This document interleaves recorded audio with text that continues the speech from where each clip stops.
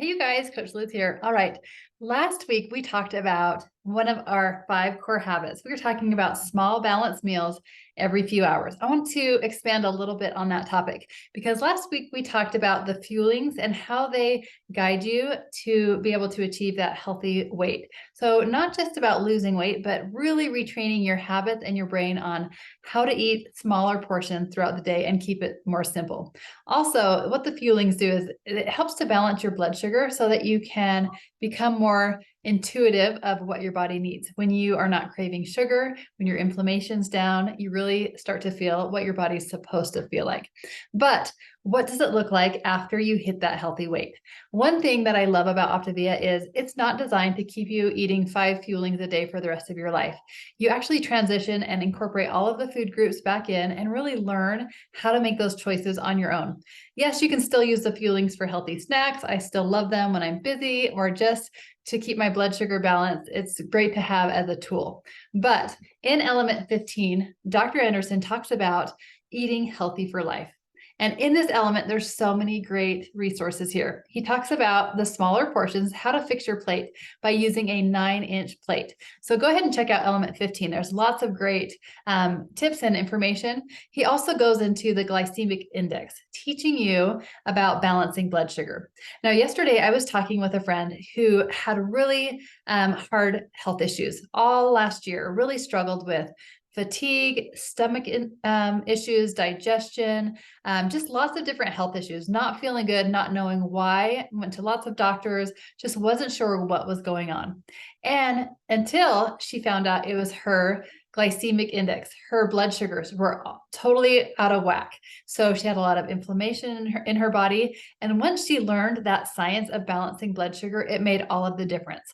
And so that is probably the number one thing that I love about our nutrition system with Optavia is learning how to balance your blood sugar, because it's not just for diabetics, but it's actually the secret to keeping your body from storing fat and keeping the inflammation down, keeping your energy up and the hunger and cravings at bay. There's so many great things, including digestion, that it helps. And so one thing that I want to talk a little bit about is about your blood sugar.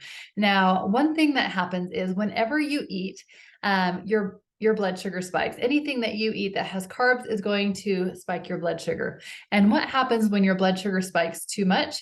Your pancreas has to release insulin, and what your body does is when that insulin is up, your body needs to store that away, the sugar away, to get the blood sugars back level. So insulin helps to regulate blood sugar, but when too much is released, then you have those spikes and your body is just storing sugar into your fat cells, into your muscle, is storing away for energy.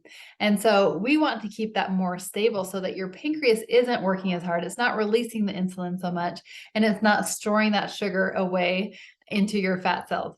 And so the way that we do that is by being conscious of what we're putting in our body, how much and how often. So that's where our every 2.5 to 3 hours, small balanced meals, small balanced snacks throughout the day is going to help keep that more balanced. So that's why we love the fuelings, but you learn how to make those choices on your own also. So by eating in the increments of every 2.5 to 3 hours, you're spacing that apart so that your blood sugar doesn't drop. Because when your blood sugar drops, if you go too long without eating, then your body kind of goes into a little bit of a panic mode.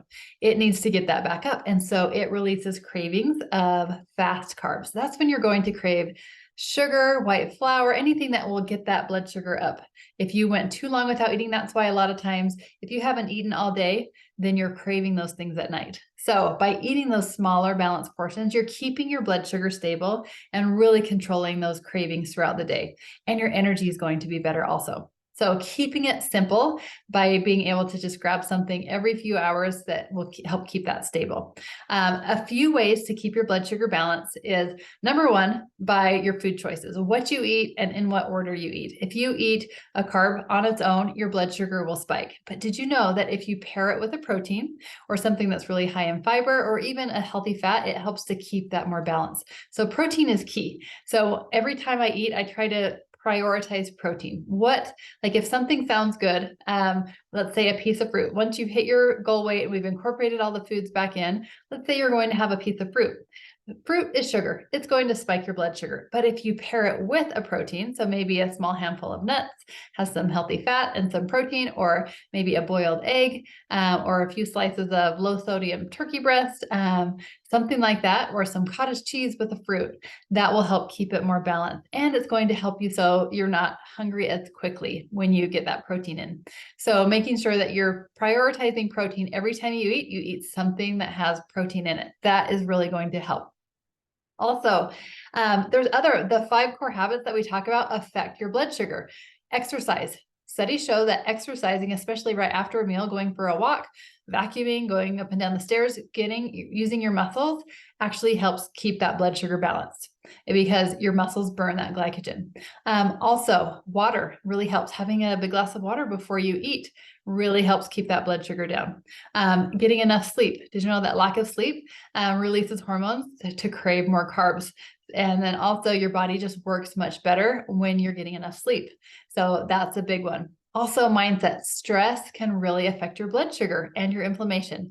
And I find that when inflammation is up, blood sugar is up. They kind of work together. So if you can keep your blood sugar balanced, that's also going to help your inflammation. So that's a big one also.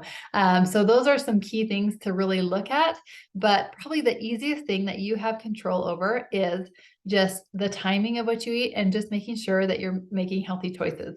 Also, when you eat vegetables, that fiber, if you eat that first before your meal, that actually slows digestion and keeps your blood sugar balanced. And being picky about what things that you are putting in your body, especially like white flour, white sugar, those kind of things that you know are just going to spike your blood sugar. A better option would be a whole grain if you're going to eat grains. And so making sure that you're doing things that so your body actually is working and digesting. Also, things that are straight sugar like juice, soda pop, those kind of things, that just spikes. That's just like drinking some sugar. It will spike that blood sugar, even juice. So fruit is much healthier to actually eat it so that you get that fiber. Your body has to work to digest it, and it helps keep that blood sugar balanced. So anyways, I could go on and on about this topic. It's one of my favorites, but in element 15, you can really look at some different food charts. You can educate yourself as to what foods are lowest glycemic and would be the healthiest options to help keep that blood sugar balance. But one of the things that I love about the weight loss phase with Optavia is it's really training your brain to keep that habit of small balanced meals every few hours. Did you know that I lost my weight after I had my last baby about 10 years ago? And I still eat every few hours. I still eat at the same time that I did during the weight loss phase.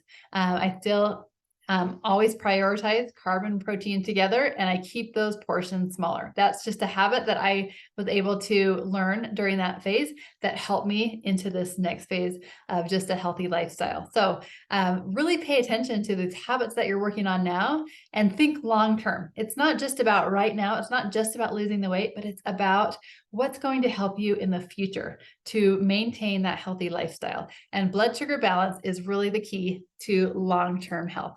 All right, have a great week.